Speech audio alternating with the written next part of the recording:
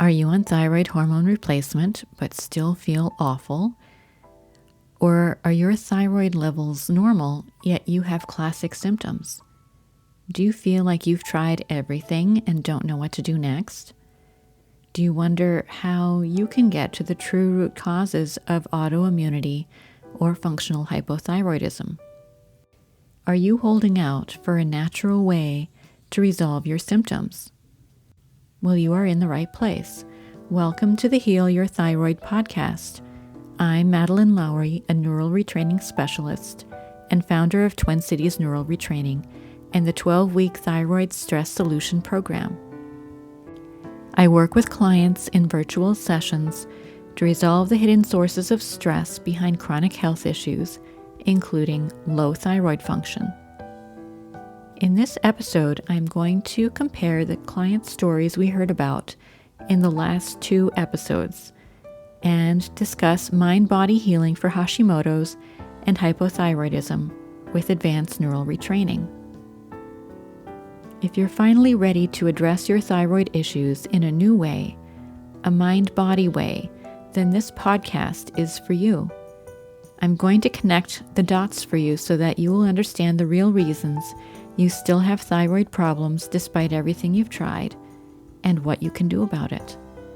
Could neural retraining be your best next step to thyroid healing?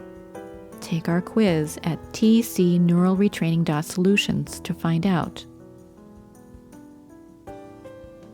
So to recap, in episode 9, we heard Dr. Kelly's story of resolving chronic fatigue and other symptoms with neural retraining sessions.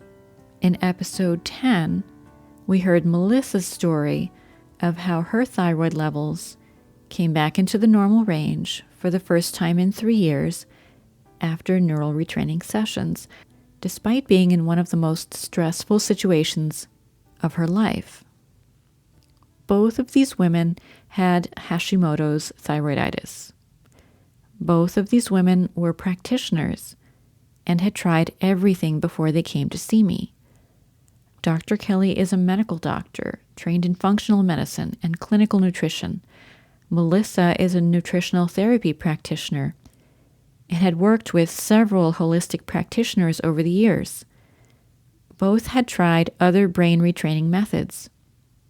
Neither of them had spared any effort to get their health back on track. So why did this particular method of advanced neural retraining work so well for them? And could it also work for you? I have a few thoughts about this that I would like to share. First, let's begin with the premise, which is that stress impairs thyroid function.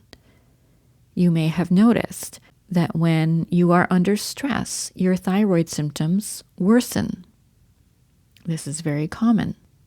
It leads practitioners to coach their patients to minimize the stress in their lives.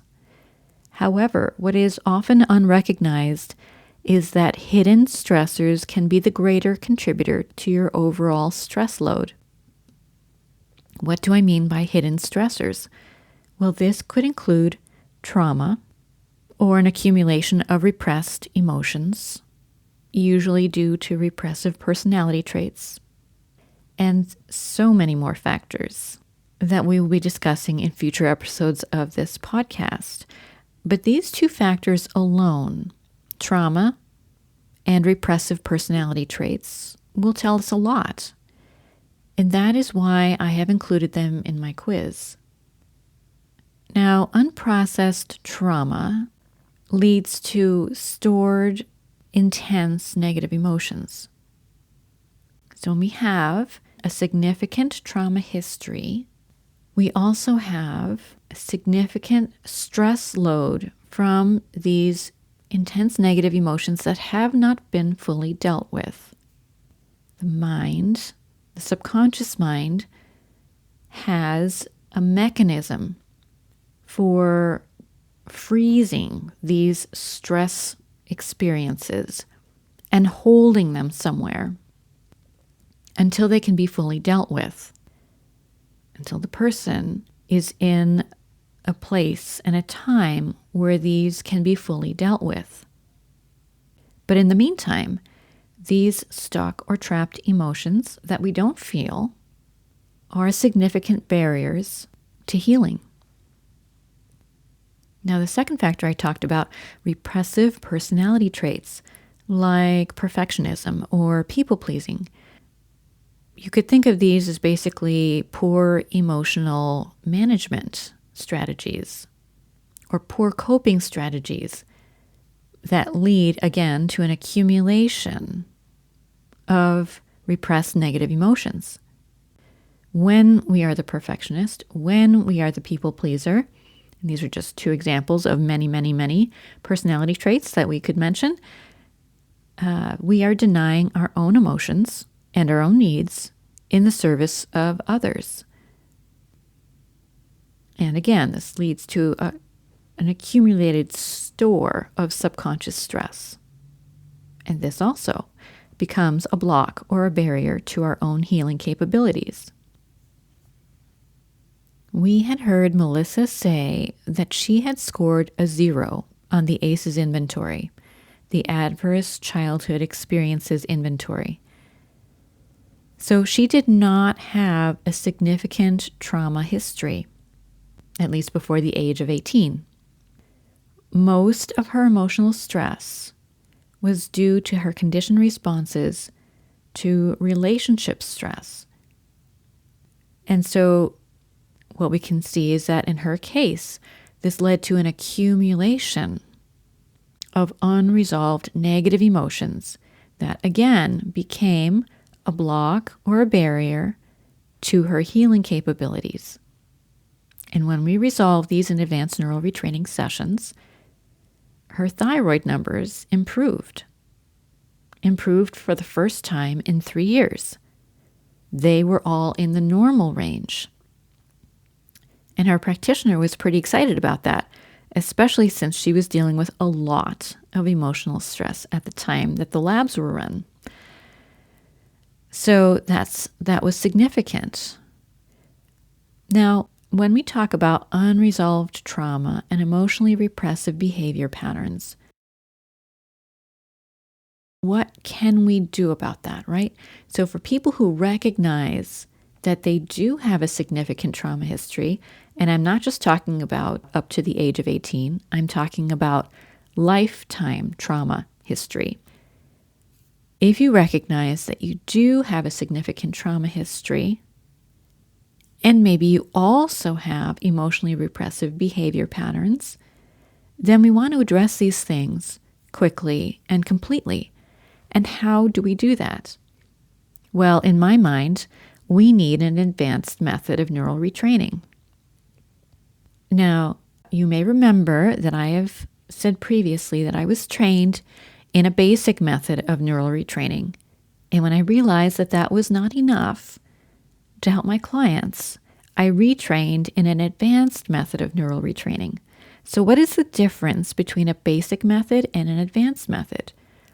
Well, if you have done brain retraining methods that require that you repeat scripts and affirmations and visualizations over and over again, every day, for a significant period of time each day, that is a basic method of neural retraining. Why is it basic? Because we are trying to use the conscious mind to make a change in the subconscious mind. And that can be a long road. With advanced neural retraining methods, repetition of scripts and affirmations on a daily basis is not needed. We are working directly with the subconscious mind. We are actually harnessing the power of the subconscious mind and its ability to heal itself. So unlike EMDR, unlike tapping, there's no need for bilateral stimulation. There is no need to tap on acupressure points. The subconscious mind is capable of all of this itself. And it can do this much more quickly and much more elegantly than previously done with these other methods. So the advanced method of neural retraining that I use is a leap over EMDR and EFT. Not only is it faster, not only does it go deeper, not only is it a more complete neutralization of whatever the issue is we're working on, but it is also gentler. And that's very important, because going faster is not necessarily better if it's going to be a rough ride. And for many people, EMDR is kind of a rough go because you have to rehash every detail. Yeah, you really have to go over it and over it, the painful parts of the memory. And with the advanced neural retraining method that I use, that is not necessary. People can work through very painful memories by only focusing on some corner, some aspect of the memory that they are willing to revisit. They don't have to go through the whole thing. They do have to get their mind to that time and place, whatever that looks like for them, whatever they are comfortable with. So the neural retraining method that I use is faster and gentler than EMDR. It goes deeper than tapping. And that is because, as I said, we harness the power of the subconscious mind to neutralize not only the memory that we are thinking of, not only the memory that is the target, but the associated memories as well, right? Because the subconscious mind is a neural net. It associates memories together, usually by their emotional signature. And so with this method, we are asking the subconscious mind to neutralize the painful emotions around a batch of memories at one time. You are breathing slowly, deeply, and gently. You have your eyes closed. You are focusing on the one memory, the known trauma, or the known trigger that makes you feel anxious or stressed. And your subconscious mind is tracing that back to the associated memories, right? And it is neutralizing that group as a batch. And so this is why this method is much more targeted. It is much faster than the methods that have preceded it. EMDR and EFT are energy psychology methods from the 1980s. They're 40 or more years old. And it has taken this long for them to become accepted. So the method that I use is less than 10 years old. It is not widely known. It is not widely practiced. There are only about 350 certified practitioners in the world, and most of them are outside of the United States. So this is a very little known method. Now, some people wonder, how does this compare to meditation? Is meditation something that I could utilize on a daily basis to reduce my stress? Well, yes, meditation is helpful. It does help to put you in the relaxation response. It may be helpful in managing your emotions in the moment. However, I have worked with people who are meditation masters. I have worked with people that go on week-long, 2-week-long meditation retreats. And they have autoimmune conditions that were not touched by all of that meditation. I've had clients that meditate for 2 hours a day. Again, autoimmune condition. It did not move the needle for them. But working with me in a set of sessions did make the difference for them. So how do I know if this could work for me? This is the question that so many people have when they learn about my work. Well, I would say, ask yourself, do you feel like you have a significant trauma history? That would be a clue. Now, you don't need to have a significant trauma history, but if you do have a significant trauma history, that would be a clue. I want you to consider, were you under stress in the months or the year prior to the development of symptoms or prior to receiving your diagnosis? This is also a clue. If you think about the timeline of your chronic illness, And I'm not just talking about your thyroid health, your health in general, because you may have faced other chronic health challenges in the past. When you think about that timeline, were there significant stressors or life changes, like having a baby, going through a divorce, moving, changing jobs, careers, etc., that coincided or that preceded a worsening or an inflection point in your symptoms? These are clues. Ask yourself, do I tend towards being a high achiever, a perfectionist, a people pleaser, a fixer, a conflict avoider? Be honest with yourself. And recognize that these are just a few examples. If you want to explore this more deeply, please take the quiz on my website, as it assesses 4 factors that would be indications of hidden stressors in your subconscious mind. So, in addition, I would like to describe the kind of person who has natural gifts for the method that I use. These people fall into a few different groups. The first group I would describe is the highly sensitive person, or the HSP. The person who feels their emotions very keenly. And also the empath, who feels other people's emotions as keenly as their own. So the highly sensitive person, the emotional person, the empath. These are all people that have natural gifts for the method that I use. In addition, people with a strong meditation practice or a strong prayer practice. These are people who can get to the alpha brainwave states consistently. And they also have natural gifts for the method that I use because it is a meditative method. So if you are already skilled in meditation or in prayer, contemplation, right? If you can get from the beta, conscious thinking mind level to the alpha, the relaxed, meditative mind state, then, you have ready access to this state of mind that we utilize in the method that I use.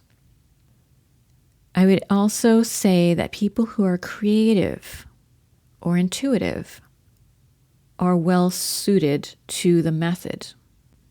I've even worked with people with psychic abilities, and they also are very adept at the method. Now, you don't need to be all of these things. You don't even have to have any of these advantages to benefit from advanced neural retraining sessions. I am simply pointing out that there are people with natural gifts, and these are people who will notice more in a session. They tend to be more self-aware as well, and they tend to have more certainty that something is shifting, something is changing with each session. They tend to be more satisfied and more committed to the process as a result. And even though their progress may not be faster than the other person without those natural gifts, they will tend to stick with the process longer. And it is a process. It is not a miracle. It's a process. So it does take the cumulative effect of several sessions over time to see changes at a physical level. As I have said many times before in this podcast, the first changes that my clients see are usually on an emotional level. Then they notice changes on a mental and behavioral level. And finally, they start to see changes at a physical level. So I want to say again that the gifted person may not progress faster than someone without those natural gifts. And that is because the gifted person can have more complex trauma. There is often a relationship between having developed these gifts and a significant trauma history, because trauma often forces us to develop these gifts. It is our natural impulse when we are young and we are helpless and we need to protect ourselves to develop our empathic gifts in order to survey our emotional home environment. It's sort of like developing an early warning system of impending trouble. So these children in chaotic home environments, or they have the parent with the anger issue, or other difficulties in the home environment that tend to lean on and tend to develop any natural sensitivities that they have into a more full-blown HSP or empath level. I hope that makes sense to you. Now, we will be hearing more client stories in future episodes, but I thought it was important to compare and contrast these two very different stories of how advanced neural retraining helped each of these very smart and capable women to resolve their thyroid symptoms. Despite everything that they had tried, despite everything that they knew, they just couldn't get over that last hump, and advanced neural retraining seemed to be the thing, the key that unlocked their healing potential. I hope it can be that for you as well. Thanks for listening. If you'd like to try advanced neural retraining for yourself, I invite you to join the Heal Your Thyroid, the mindbody solution community on Facebook, where opportunities to join group introductory sessions and our thyroid masterclasses are announced. If you like what you are hearing, please listen again and remember to subscribe to the podcast and leave us a review. Your review is the best way to raise awareness of this information, and I greatly appreciate each and every review. Content of this podcast, copyright 2024 by Twin Cities Neural Retraining. Music by Barbara Ben.